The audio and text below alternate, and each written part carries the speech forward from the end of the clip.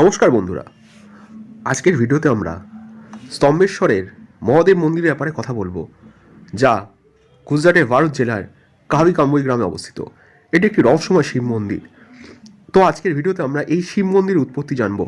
স্তম্ভেশ্বর মহাদেবের উৎপত্তি সম্পর্কে হিন্দু পুরাণে উল্লেখ রয়েছে। কথিত আছে এই মন্দিরের প্রতিষ্ঠার সঙ্গে মহাভারতের কাহিনী সংযুক্ত ছিল। পৌরাণিক কাহিনী অনুসারে দানব তারকাসুর কঠোর তপস্যার মাধ্যমে শিবের বর লাভ করেছিলেন। এই বর পাওয়ার পর সে দেবতাদের উপর অত্যাচার শুরু করে।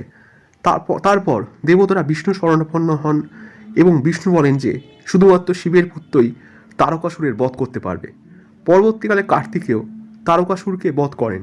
তবে তারকাসুর ছিলেন একনিষ্ঠ শিব ভক্ত, তাই মৃত্যুর পর কার্তিকেয় অনুতপ্ত হয়ে পড়েন। পিতা শিবের নির্দেশে কার্তিকেয় তারকাসুরের আত্মার শান্তির জন্য এখানে শিবলিঙ্গ প্রতিষ্ঠা করেন। এই শিবলিঙ্গই হল স্তম্ভেশ্বর মহাদেব। কথিত আছে এখানে শিব স্বয়ং উপস্থিত হন এবং আশীর্বাদ দেন যে এই মন্দির জোয়ারের সময় ডুবে যাবে এবং ভাটার সময় আবার দৃশ্যমান হবে।